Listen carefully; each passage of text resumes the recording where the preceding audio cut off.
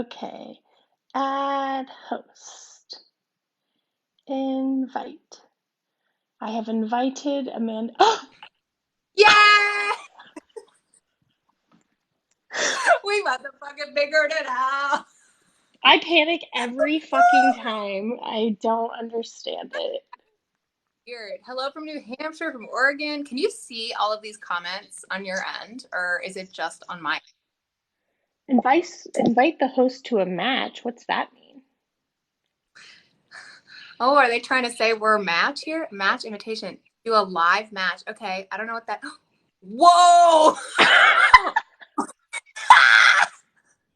Is this some kind of game? Because Yeah, let's. How do we delete the match? I don't know.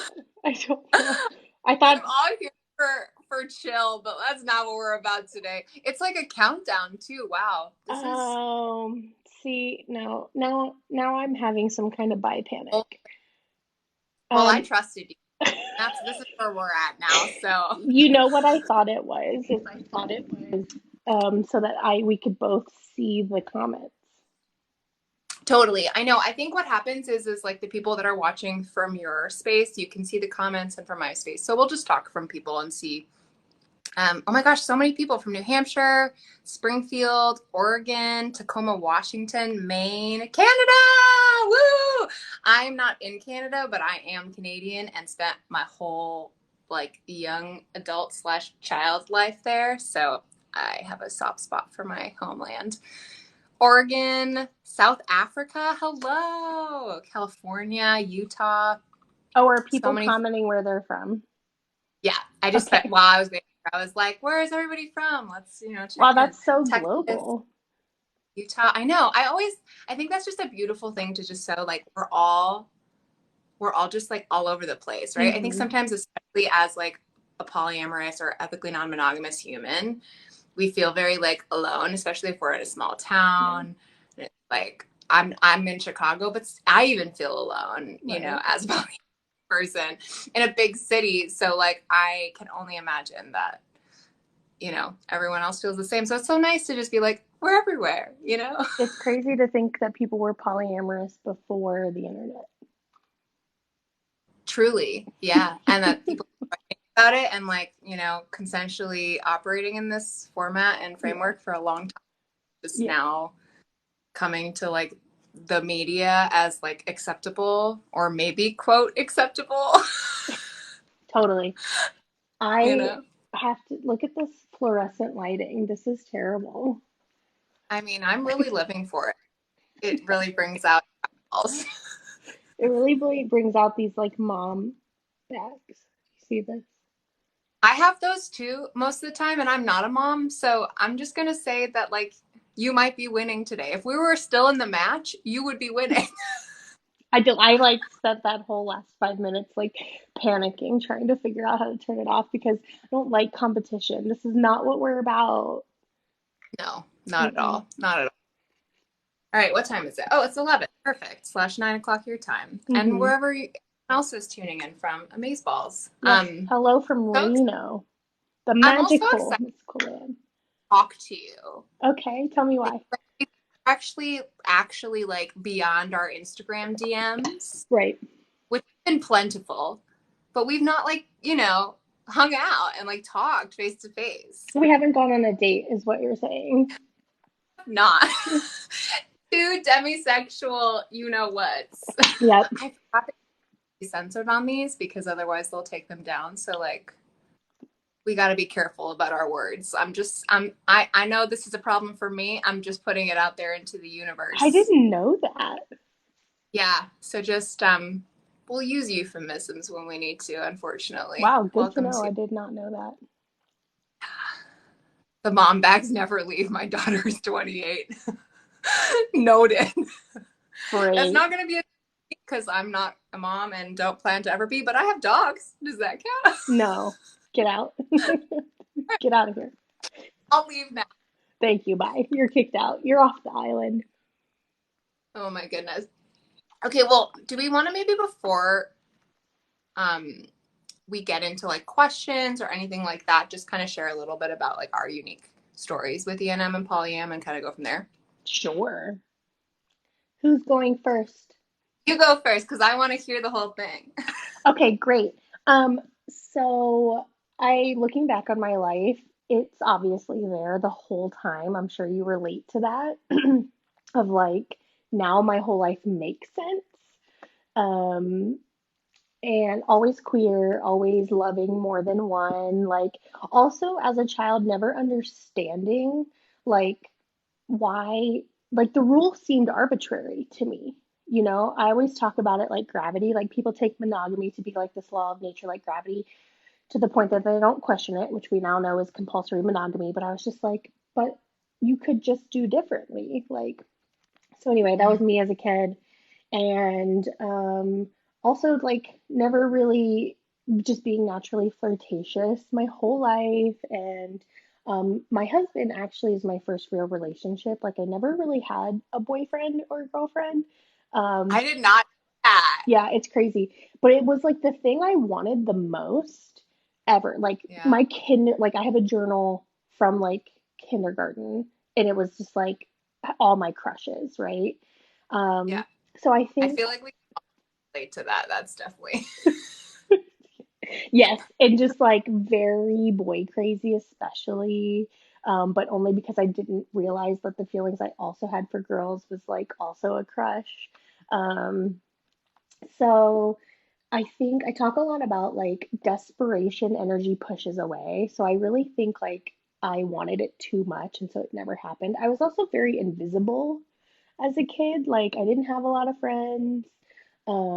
I was like watching other people around me have all these like really intense friendships and relationships, and I was like, I just felt very lonely. Um, and so I wasn't even really, I would say, noticed by other people romantically or sexually until like maybe junior year of college.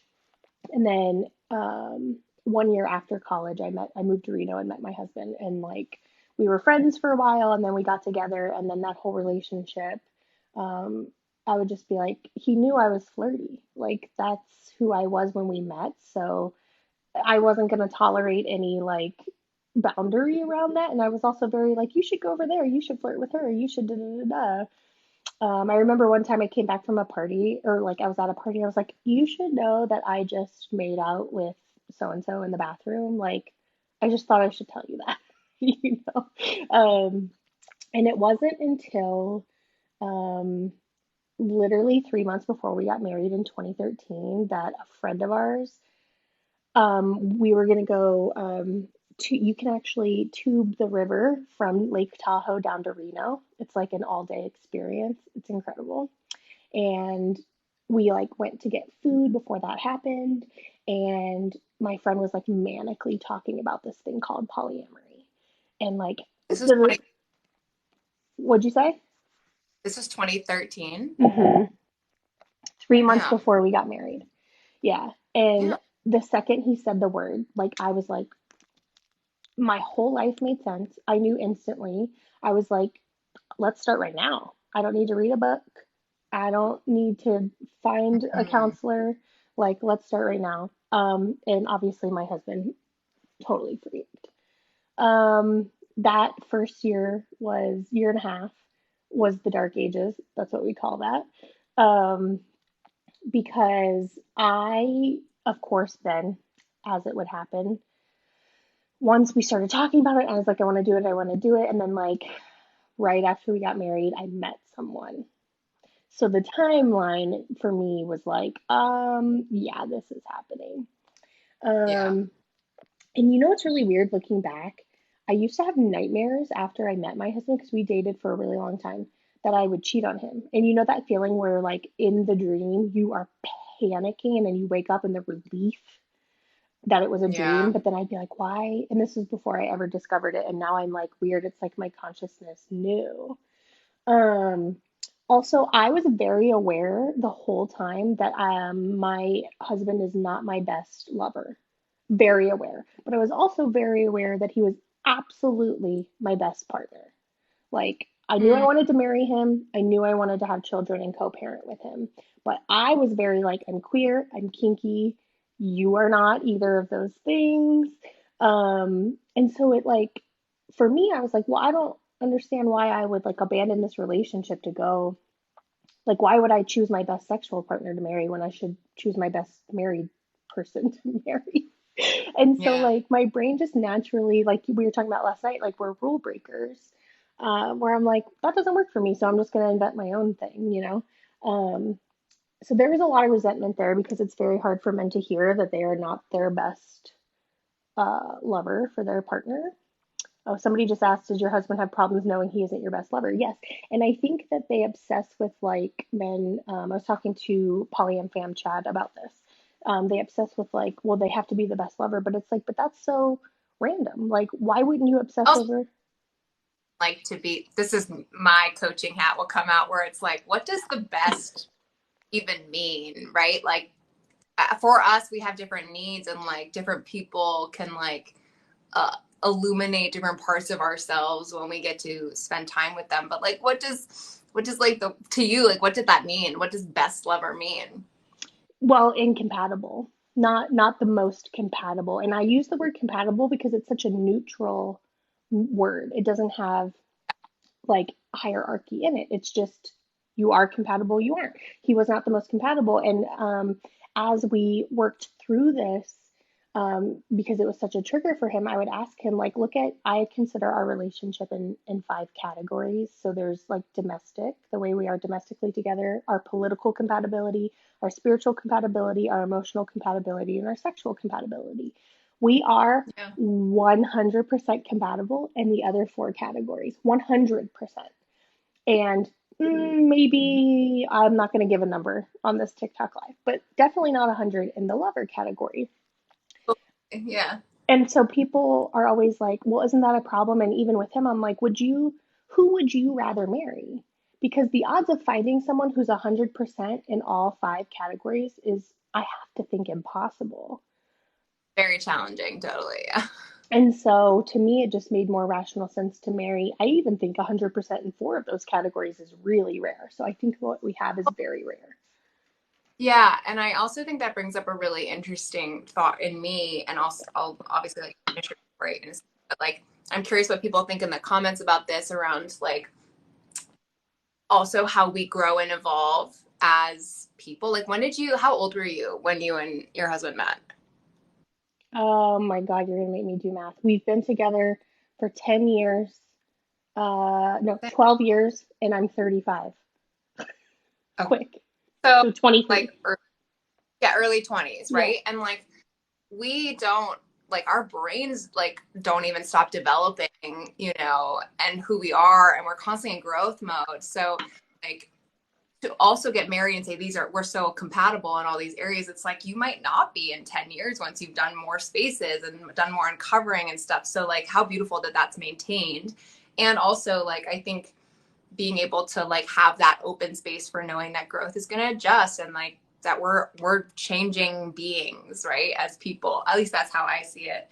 And I'm curious how other people see that too, because I think it's like this perspective that like you're stuck in one space and that there's no potential for growth or like adjustment or um, that you won't grow and change and that your needs won't evolve as you evolve. I know for me at least that's happened a lot. Oh my gosh, so many people are saying things in my comments.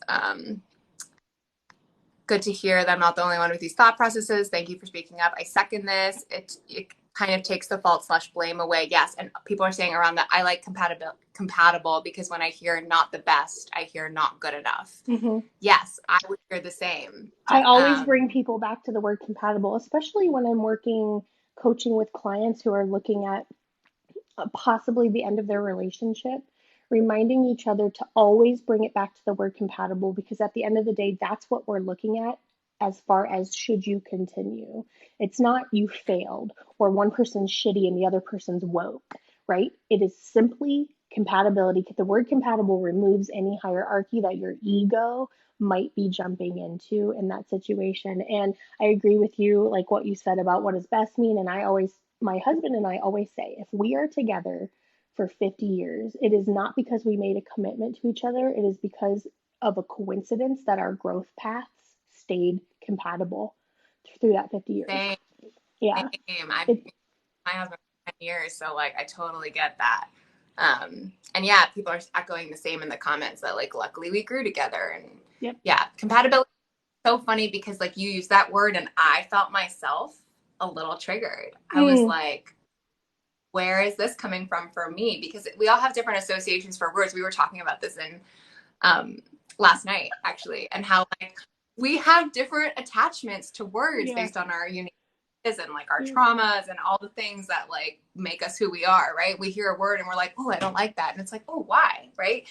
How can like, I was like, immediately I was like curious. I was like, why is this? And I was like, oh, because I had a conversation with an ex-partner of mine where they were like, we're not compatible. And I was like, but why? And they couldn't give me an answer. Oh They were man. like, that as an excuse to get out of a relationship with me, where like from my perspective everything was going really well, you know. Well, and also there's very manipulative people can use that word to, like, they'll be saying we're not compatible, and technically the sentence is doesn't have judgment, but you can hear in their tone that what they are saying subconsciously and psychically to you is I'm better than you. And that's not what they Yeah, said, but a really good narcissist especially will say the right thing while sending you the message with their tone. And so totally I can absolutely see somebody being like we're not compatible as an excuse and just making you feel small and like you weren't at their level and thus you weren't compatible. Totally. yeah, yeah. Yeah, these are such great comments. Love, loving. Cool. So you guys obviously had those bumps, but like where are you now? Oh, yeah. I mean, we're just like on the other side. I always tell people like there is another side. You might be somebody in that dark ages journey who then comes and realizes polyamory isn't for you, and that's fine. Or maybe polyamory is for you, but your current relationship isn't for you. But I always tell people, I promise there's another side. If polyamory is for you and you do the work, there's another side. Everything changed when my partner met his first person. And that's so much of our journey has been my husband coming more into comfort when he has gone through the experience that has shown him why polyamory is amazing. And I've made content on this before and it's been actually wildly popular where I'm like, is it shitty? Yes. In a perfect world, should we need the direct experience in order to learn? No. But is that the reality? Yes. And sometimes Yeah, I mean, like that's my also husband, the reality of being what'd you say? that's also the reality of being a human. Like we're messy people, you know? Well, and sometimes we need the direct experience, right? This is like my philosophy background coming in. We need the a posteriori knowledge. The a priori knowledge is knowledge through, the cerebral understanding. The a posteriori knowledge is like the knowledge through experience. It's the superior wisdom.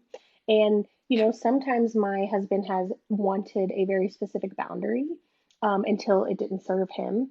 And my ego wants to be like, no, fuck you, because I just went the last 4 years without being able to do XYZ. And now that you want it, no, fuck you. But then I'm like, no, because you're here now.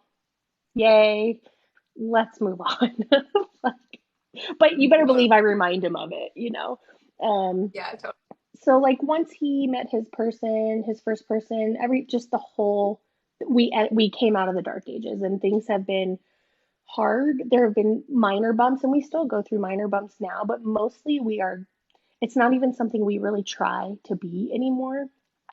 It's just our life. We've entered compulsory polyamory, I guess. Yeah. What about you? What's your story? Yeah, it's so funny because you're like, we're probably similar. Not at all. Literally, my story is like night and day different. Oh my Um, God.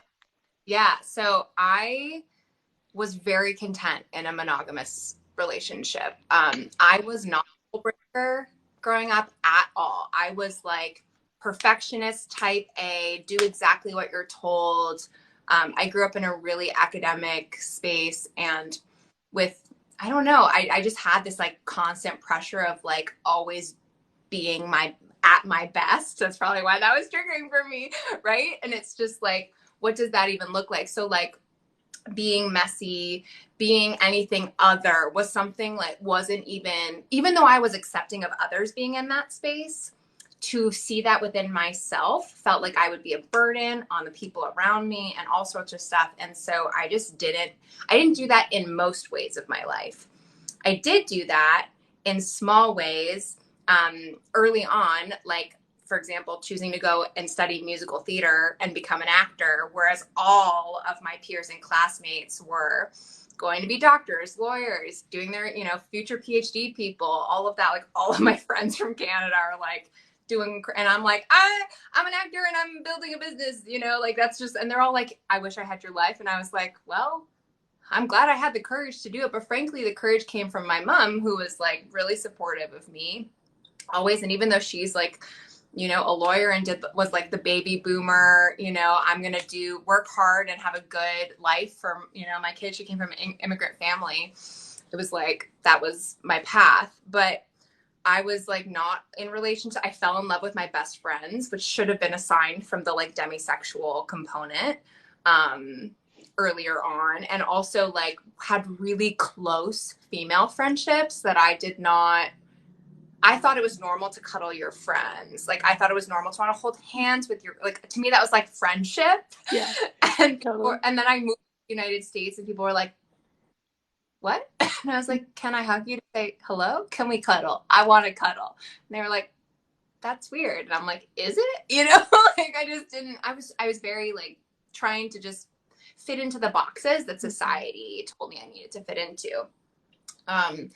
So for me, it's like more of a story of unpacking my people pleasing tendencies, which is why I coach people pleasers to shed all the shoulds, right? And like actually step into your authentic self. And a lot of that is a lot of unpacking work. It's a lot of deep shadow work where you're like having to look at yourself. And part of that was owning my queerness for me.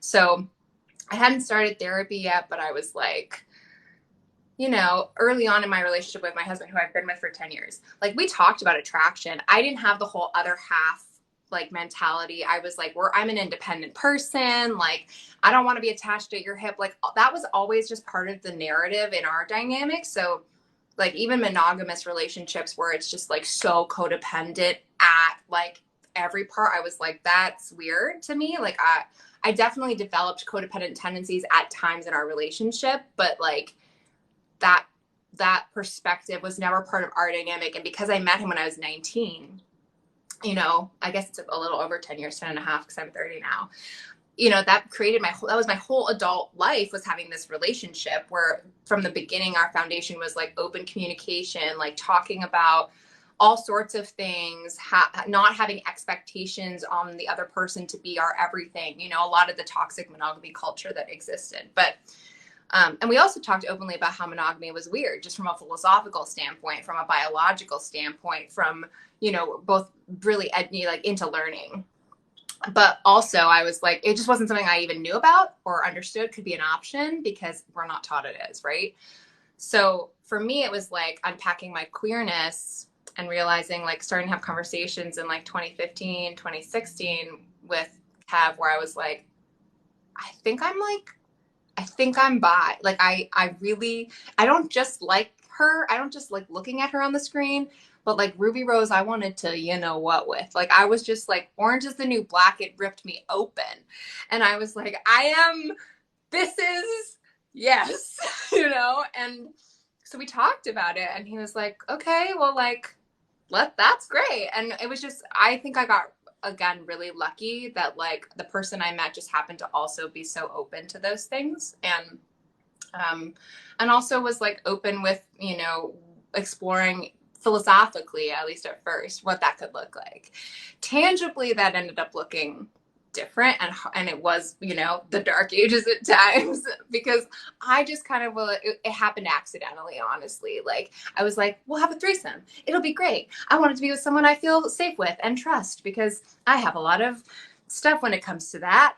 And so it's just, for years, like it was like she could work, but no, like probably not. And then eventually somebody just like entered our life, and it just was like, yes, okay. And then it was like, oh, I can't just do casual. I've never been casual. I don't know how to do casual.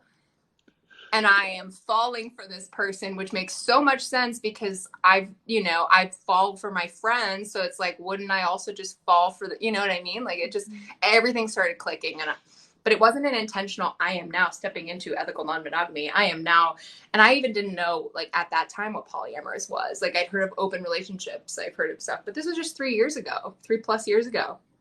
And I was like, that's a thing? People do that? And it's not polygamy? Like, Yeah. where it's also like up and up and everyone's feeling good and like where there's open dialogue. And it just felt like this, it felt like the dark ages even 3 years ago. Like people are talking about it more openly now, which is great. But like even when I started, I was like, there were no resources, hardly any resources. And I was just really struggling. Um, and I did not take to it very easily. Like it made so much sense. My gut, which is like my intuition, my compass was like, fuck yeah, I'm in. This feels good. This feels aligned. Like this is how you believe like love looks like. This is how you love. It's just now you're actually owning it and you're unpacking the patriarchy around it, which is what I have unconsciously done and then consciously done my whole life, right? But with that, it was like a lot of my insecurities and my attachment issues started coming up to the surface, which I realized so much of my attachment was rooted in compulsory monogamy and the Disney, romantic comedy trope. So, it was hard for me. It was exciting and hard. It was like the light and the dark. And I felt like I was living on these extremes, for a while. And it just took a lot of open communication, a lot of failing forward, Mm-hmm. frankly, and just like kindness and attempt to just be and unpack yourself for me to be sitting here and like genuinely feel grounded in being able to talk about this. And also just like owning the mess, right? Because I have just been so programmed as a human, as I think so many of us has, to not be that, right? To be this like picture perfect cookie cutter version of ourselves that lives in this nice little box and we don't get to live outside of it, even if our whole being is like, and that was me. So polyamory is like who I am. And it's been so liberating to step into this space. And it's also been really hard because it's been a lot of relearning, programming, and moving through a lot of fear, right? Yeah. At the end of I think, first of all, I adore you. Secondly, that was very well told. Thirdly, it. God, like I could go in so many directions from that. But yeah, I feel like the reason I launched Remodeled Love was, my specialty is in the consciousness, right? This is my background. This is so you went and got a theater degree, much to society's chagrin. I went and got a philosophy degree, Yeah. which I'm still Yeah. paying off. And my dad is like, "Why?" We're kind of in the same space though, because like theater and psych and then philosophy are all just like thinking about human emotion and cognitive stuff and like The how do you like liberal really, arts. yeah, exactly. Yeah, so so my degree is actually in philosophy and sociology, and my minor is in gender and LGBT studies. So gay, gay, gay, gay. Um, but what I specialize in is, oh my God, I just realized what our marriage is. Are you ready for this? You Right. are the hardware because you specialize in embodiment, and I am the software because I specialize in reprogramming the script. Yeah, and you need both. You need the combination of like the thought process, but then it Hmm. links to the body. Sometimes our body's giving us cues that we're not connected to our thoughts, and Yeah. sometimes our body's disconnected from our brain. And hell yeah, I love that. Yeah. And so, Remodeled Love, like the mission statement is to expand the cultural narrative on healthy relationships and polyamory, because mostly what's going on is like you said, our body is saying, yes, I want that.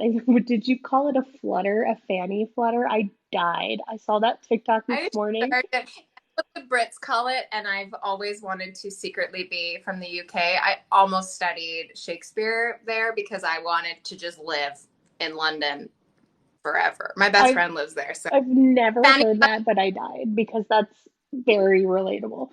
Um, so our body is like, our mind is like freaking out, but our body's like, that just made me wet, and I don't know why.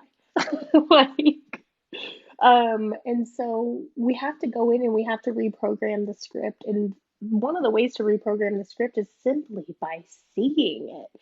You just need to see it. And so I just started making content in order to help people see it, and Yeah. know that there's a permission there. And, we're not out here trying to wage a war on monogamy. You know what I mean? We're just out here trying to expand the narrative on what's possible, because all you can do is know which path you resonate with. And I feel like I Yeah. do work with a lot of people who are like, I want polyamory, but Mm. it's hard and it's painful, and I don't want Yeah. to do the work. And it's like, well, if you want it, then I would suggest trying. If you know for certain you don't want it, then great. It's not for you. And Um, that's valid. It's mhm, like I probably wasn't ready to navigate it before I was ready. totally. And my husband and I still talk about that a lot, about if he could do our beginning differently into polyamory, he would stand up for himself, is what he said, because he describes it as he was being pulled down a dark hallway against his will. Mm. So I was very selfish and very like, but you might relate to this as a queer person, although maybe not, because your journey was different. But like, I already, when we heard the word polyamory in that moment, when we were going to go tubing down the river, I had already done the work, right? Because I had spent Yeah. years. So when I heard the word, I was like, "Oh, I'm already here." So I had spent years doing this work that he hadn't done yet, and so I was. I don't like the phrase "further along," but I mean, it's like, Yeah. when somebody's like, "I've already broken up with you. I've already gotten a divorce in my head. I've been thinking about it for 2 years," and then all of a sudden they drop it on you, and you're like, "Where did this come from?" Well, they've been thinking about it for 2 years. I had been thinking about it my whole life, and so I had Yeah. already done it and he hadn't. Um, and so he wishes that he had drawn a harder boundary. And I wish I had been less selfish. But at the same time, I wish, that he would have been more willing to do the work, because in order to feel a sense of control, he refused to do any work. That was his way of being like, of taking 1 ounce of control. Like, he wouldn't read a Yeah. book, he wouldn't Yeah. read any blogs, like, he just was like, nope, refused to do anything. Wouldn't date. Yeah. I was like, please go date, experience what I'm experiencing. And so he That just makes refused. so much sense. Yeah. Um, Like, sorry, finish your thought. no, that was it. You go. Tag, you're it. No, I was just gonna say, like, that makes so much sense because I know in my own unique story and also in a lot of the people I do peer support sessions with, like, and frankly, in the coaching I do around people pleasing and fear, like, so much of it comes from a place of, well, like, where can I put my control, or what has control done to me? And when we're scared, like, our nervous systems are literally hardwired to find something that we can attach Mm-hmm. safety to. And most of the time, that looks like control. So, like, that makes so much sense that was his response, given Mm-hmm. that you were like, yes, this is me. And he was like, no, I can't do this. It was interesting from my standpoint because Kevin and I were both like, we're in, but there was no education beforehand.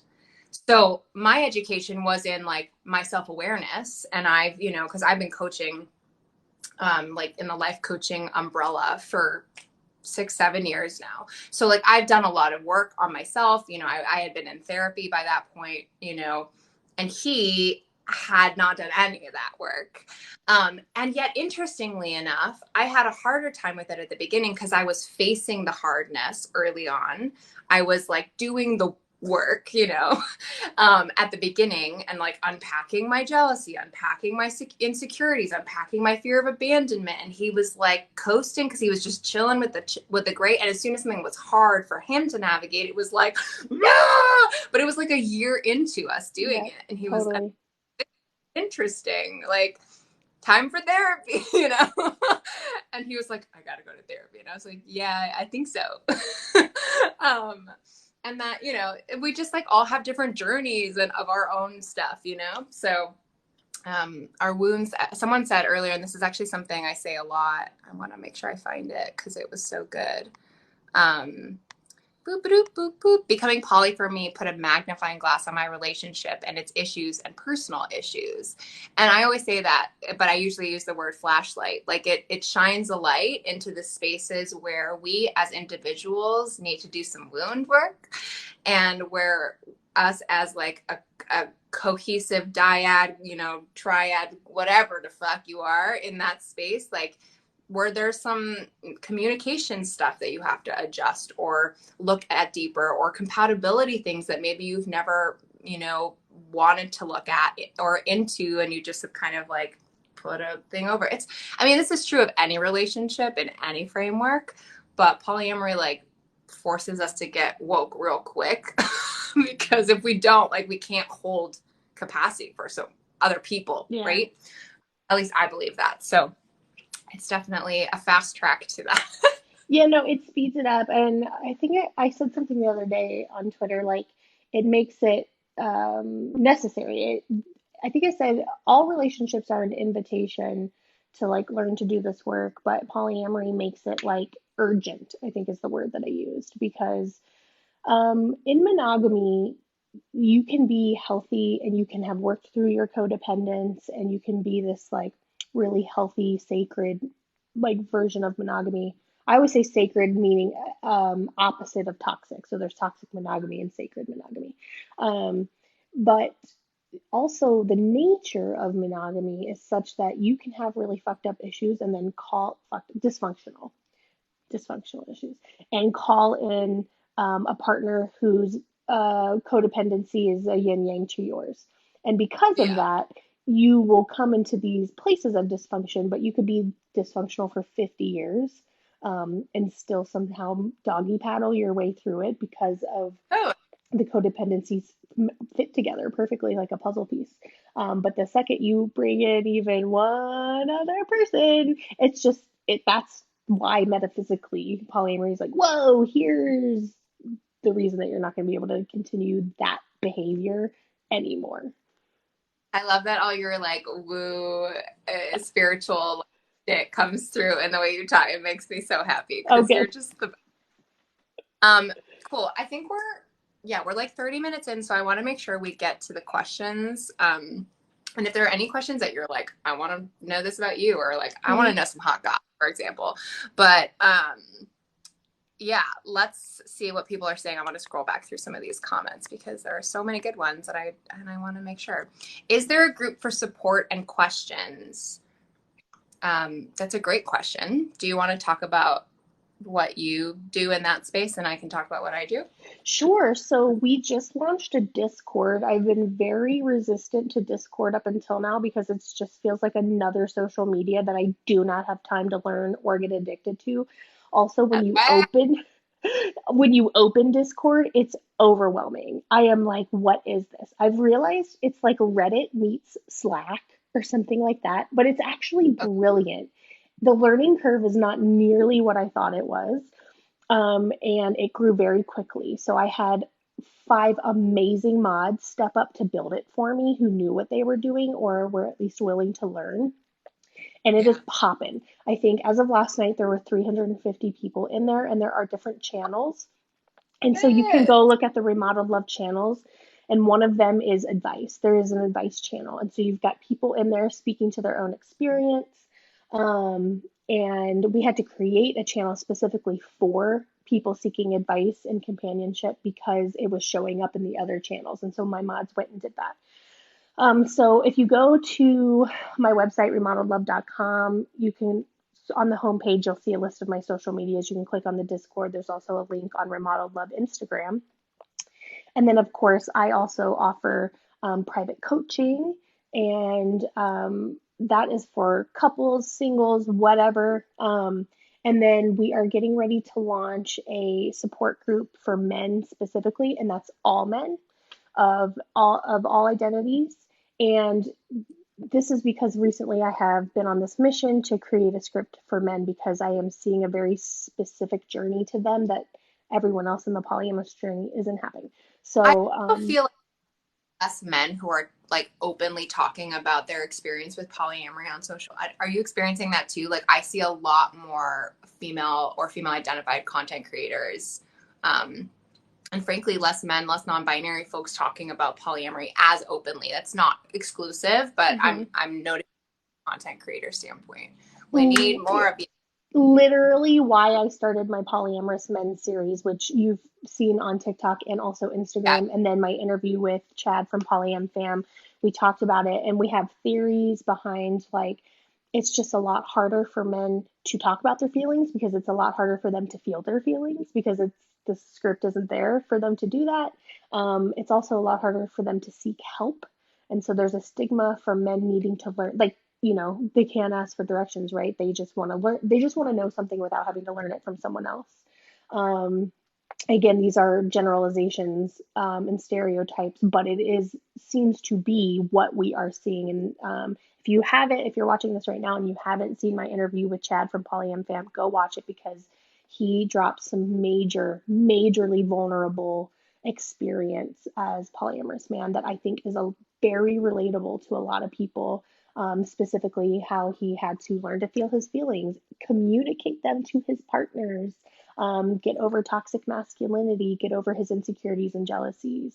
Yeah, so if you're looking for support, which is the number one most important thing that you need on this journey, you have to have the culture and you have to be immersed in it. And I don't even think it has to be in person, right? We live in a very digital world now. So if you are in a small rural city and you don't want people to know, your business, then, hop on a Discord. I do recommend hopping on a support group like a Discord of Remodeled Love because um, there's a lot of places on the internet that actually are very toxic. And I hear yeah, from a lot of newbies. Sorry, you stay cut off. away. What'd you say? A lot of groups can be like that, so stay away from.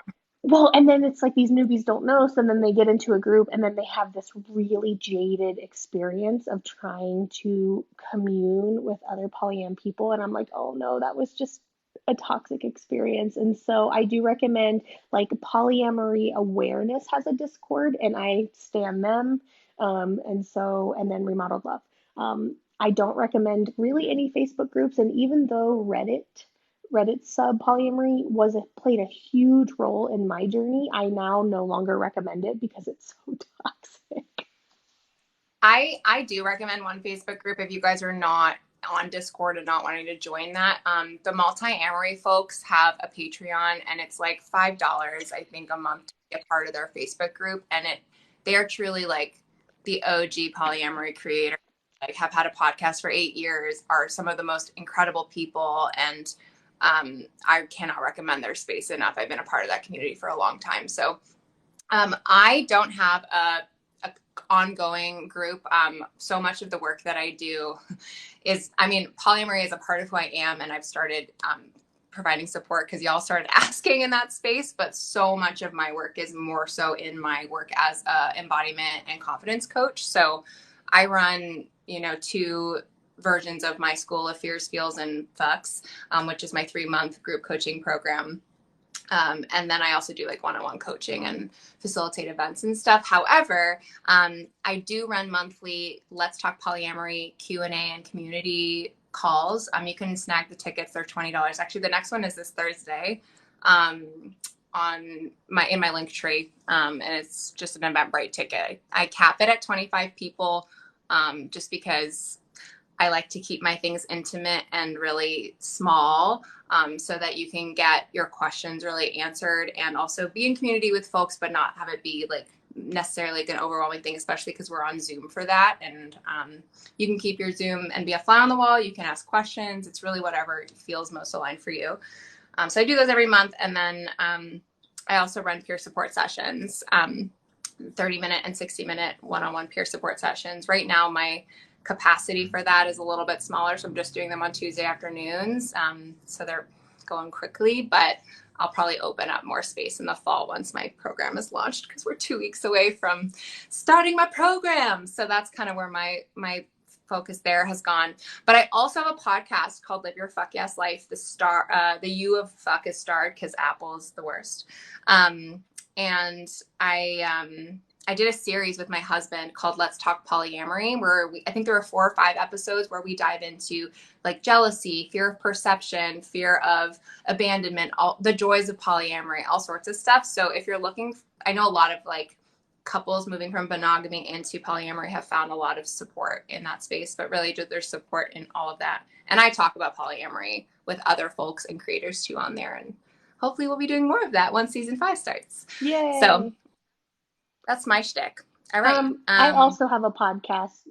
It's just called Remodeled, Not Remodeled Love, and the whole thing is about polyamory.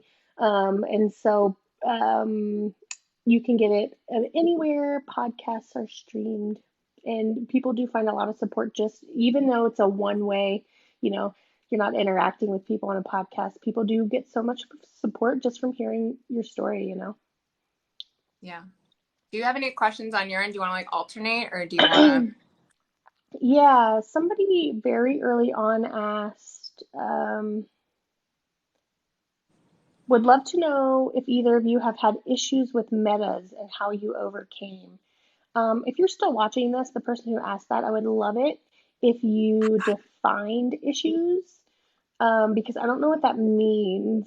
Um, I have had issues with a meta that was 100% shadow, and I was very aware of that. Oh, good. Yes, Kate, the button lady, a mutual of ours. Can you describe to us more what you mean by issues? But while you do, I will tell you um, the issue that I had with my meta, I just knew it was me. I was very aware the whole time. I was just in shadow with her. And then I got a therapist and I dove into my shadow work. And would you believe that the second that I integrated my shadow, we fell in love? Can you talk more for the folks who might not know what shadow work means? What the fuck you're talking about? Totally. Thank you for asking. But first, like okay, so she says, like you genuinely did not like them. Example, like they've thrown down ultimatums or toxic behavior. Okay. I just released content on this like 10 minutes before we went live, where I was sharing that my husband and I have reached the space where we can reach the chapter in our journey where we can hold the space for the other person to have a relationship that we believe is not the best for them, without forcing them to, without like vetoing it. However, if at any point it began to put our family in any kind of danger, obviously we would end that. Um, my best advice on that example is, well, first of all, go check out my Instagram because I just posted it and I just said that like we communicate to each other like, hey, I think that you're missing XYZ red flags with this person. Here are the reasons that I think that this relationship isn't good for you.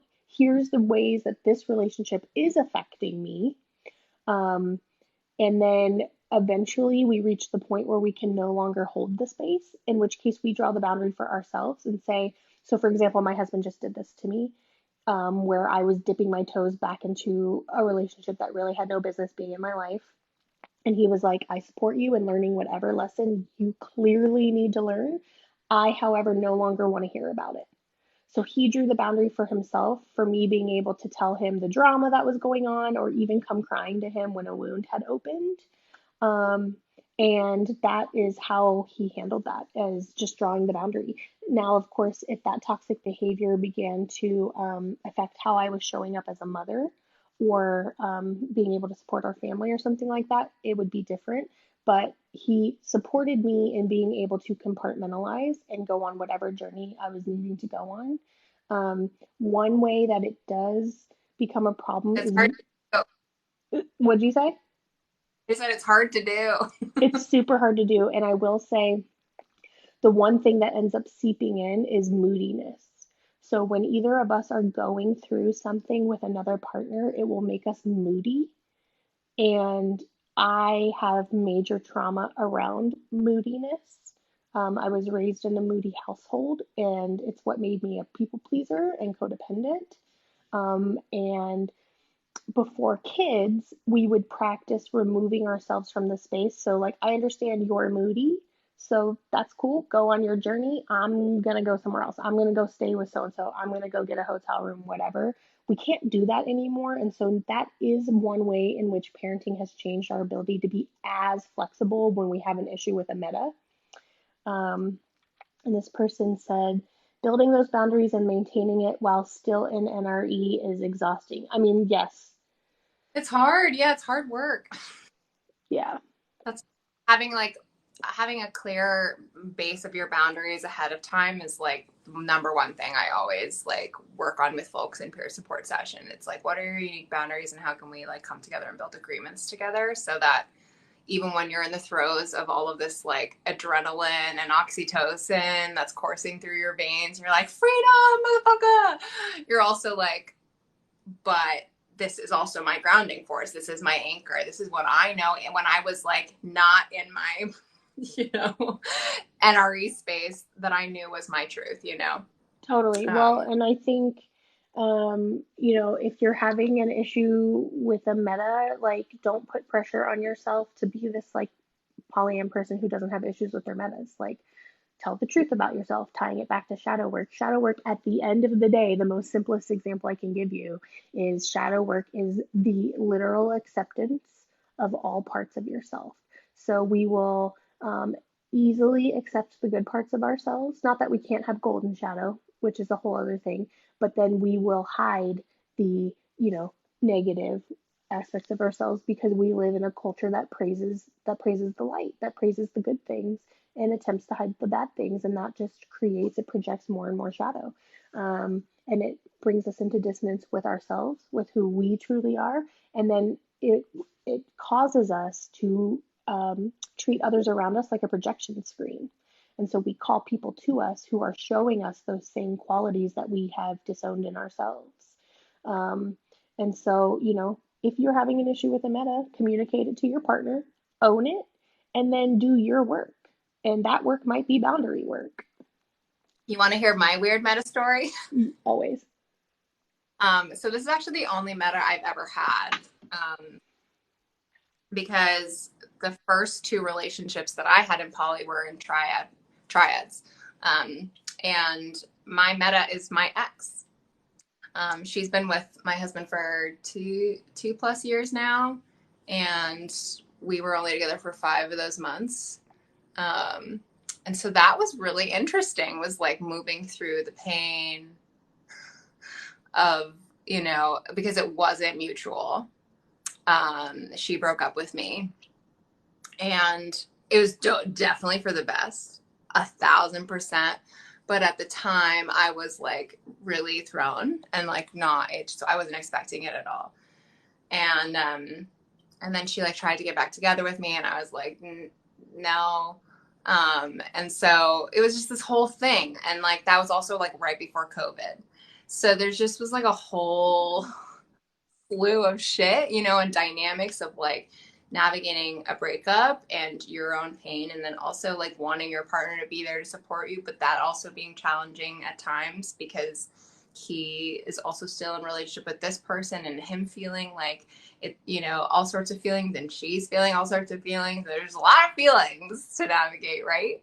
So I wouldn't say that like it was a problematic thing from like abuse or anything like that, but like a tricky and weird thing that like most of the time you don't have to navigate in monogamous relationships, and you're never taught to like be navigating a breakup while also simultaneously having partners. And I prescribe to more of the like relationship anarchist modality of like my friends are just as important as my partners, and so on and so forth. And so that I think has kind of felt like, oh, you have a friend breakup and you're still with somebody, or you have a breakup and you have your friends. So like that piece of it kind of felt like I could click into, but otherwise, yeah, it was weird.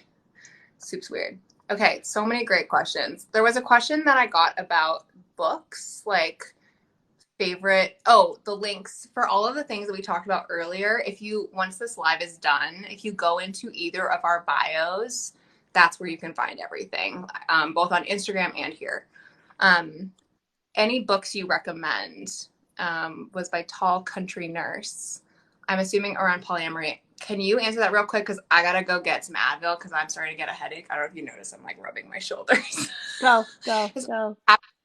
much screen time, I'm like Yeah. the head brain. So answer, I'll be RB. Okay, so to be totally honest, I have never read a polyamorous book. However, I can tell you that the current like accepted resources, like Polysecure is probably the most important polyamorous book you could read right now because it's all about attachment theory and how it connects to polyamory, and then how your attachment styles are going to show up in polyamory. And then when you're triggered or your partners are triggered, if you've both read the book, if you've all read the book, you will have this whole other language of how to hold space for each other and know what's going on. So I recommend Polysecure. And then the Ethical Slut for the longest time was considered the Poly Bible. I know Polyphilia blog on their highlights on Instagram and polyamory awareness on their highlights on Instagram has a very thorough resource list that I believe they've personally vetted. And also, I think that Polyphilia blog even shares stuff that they don't recommend, but then like has like, for example, more than two. Actually, I think every one of us pulled more than two from our official recommendations because he's problematic and an abuser. But I think that when reading any book about anything, but especially polyamory, take what resonates and leave the rest. If something's not resonating with you, ask yourself, am I triggered because there's something here for me, or is it not resonating because it's not for me? Always ask yourself that first before you just disregard something. Um, but I would start with those two books. Oh, Girlfriend's Guide to Polyamory. People are listing a lot By of Dead. stuff. It's actually called. I thought it was called Smart Girl's Guide to Guide. Maybe it's Girlfriend's Guide to. What is it called? And then I'm gonna look somebody's it up. asking, where can I find your men's talk? So if you go to the link in my bio, you'll see a link to my YouTube channel.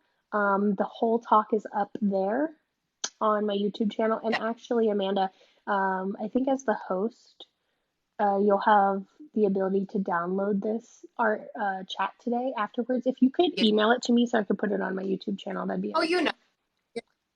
helpful. Yeah, it's called, if you're talking about the one I think you are, it's called The Smart Girl's Guide to Polyamory. It's by Dedeker Winston, who is one of the 3 co-hosts of the Multi-Amory podcast.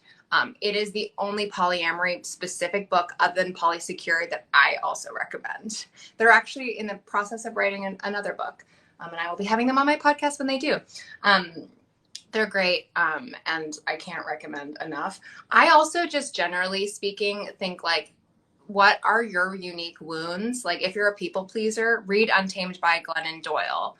If you are somebody who struggles as a perfectionist or struggles with being vulnerable, read anything by Brene Brown. Like, just think about where your wounds are. It's not polyamory books, like, at the end of the day, unless they're written by someone who you follow and really like and resonate with their energy, like, you're probably not going to get a lot out of it, because it's very rule and based in archaic, because it needed to move away from the monogamous framework. So it went polarized, right?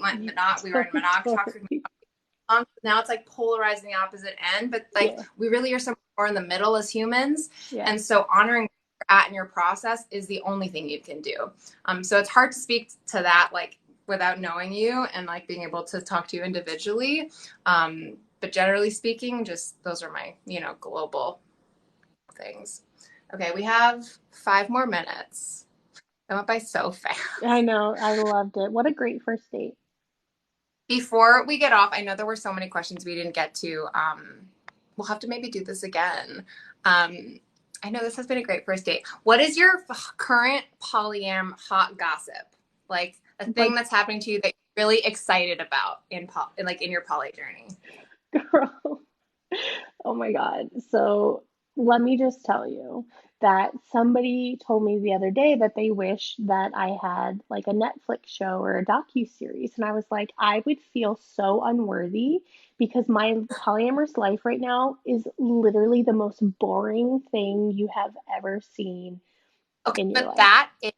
that is reality. No, Like, can we, that's, yes.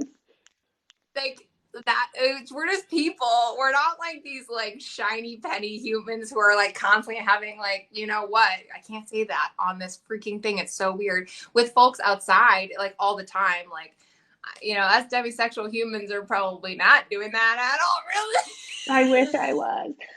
Yeah, like I am sort of trying. Like I have a 6 month old. I'm still in what's called the fourth trimester, which is a very brutal part of the postpartum journey. And my baby isn't sleeping at night. And so, like, I don't have it in me. I don't love where I'm at right now. Like, I don't love myself very much right now. So I'm just not able to. I'm on these apps and I'll swipe and get a match and then immediately panic and be like, I don't want to do this. Yeah. I am not embodied. I'm struggling hardcore with embodiment right now. I also have some trauma from my most recent relationship that is a core wound. I am at the bottom of my core wound, and the universe is like, here you go. And I am just sort of sitting in it. Um, yeah. Feel that. What about you? Um, so if you've been following my flower girl journey on TikTok, I don't tend to share my partners because a lot of the time like they don't want to have their faces shown. Even Kev, like for the first 5 years of me owning a business, was like, don't put me on your Instagram before TikTok was a thing. And now he's like, show me whatever. You know, it's so funny how he's shifted. But no, I've been seeing I have two hot goss and then we can hop off. The first one is I've been seeing this amazing bisexual femme for the last, I guess, 3+ months now. And like, she lives we're both in Chicago, but she lives like 40 minutes away from me in the city. So it feels sometimes like it's long distance. We don't see each other like super, super frequently, but it's just been like such a gift of a relationship, you know? And I'm just really, really excited. We're going apple picking on the weekend, Gay. and I'm showing her face. She consented to being on TikTok and like was like, I'm totally fine with you, you know, posting my picture. Like, I don't care. So I'm gonna be showing her face on the talk later this week. So follow along if you want to see Oh her. my She's God. so pretty. I'm so Handle here it. for this. What a great like front sell too. Like, cause we're coming back. Like, I need to see her. I need to see her. I just think she's so cute. You guys have to see her. But yeah, so also I feel like it's really rare to see two femmes together, like, you know, in like queer space. Yes, I am femme for femme. It's interesting.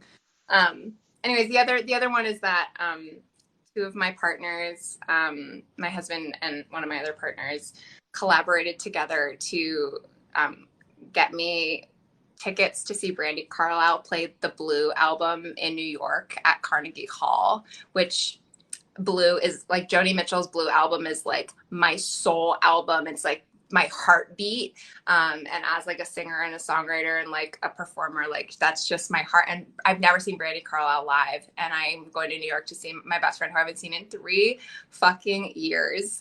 And I'm just like, I could literally, like they told me about this yesterday and I literally like bawled. I was like, I can't do work for the rest of this day. I'm overwhelmed, you know? So it was just, yeah, that's not hot goss, but it's a joy, No, that's you know? amazing. Do you want to hear I'll leave you with this. The peak of my radio career and the peak of my gayness collided. Are you ready for this? So I did a lot of celebrity interviews in a very like 5x5 recording studio in my radio career. My number one favorite interview, Ani DeFranco. Number two, Brandi Carlile. I have the interview. I will send it to you. I just was like in gay panic the whole time she was in front of me. But the interview Say, was phenomenal, phenomenal because I'm so charming and so flirty, and they just like eat it up. And she have played you read three her? live songs. No, no, no, no. Ugh, that makes me so happy for you. I'm not like a celebrity, like, woo person, because I'm like, you know, being an actor, you're just like, we're just people at the end of the day. But like, I fucking love her. I think her music and her words are just poetry, and it's just, yeah, she's amazing. So yeah, you better send that my way. You better Yeah, send that my way. she played 3 acoustic songs with her band, 2 feet from my face, and I Ugh, tried to just stay in my body. I've gotten so wet. I would have just been like sitting there like, No, this is where we have to end this interview right now.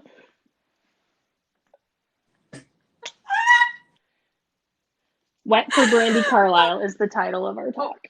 that is 1,000% the whole thing we've talked about. Thank you guys so much for joining us. For those of you who are live, so nice like seeing you on here. I always love seeing everyone's like handles and faces, and hopefully we can see you more in the future when we do lives and or in our peer support sessions and beyond. And as we talked about earlier, everything that we talked about is linked in our bios, so check that out. And we hope to connect with you more in the future.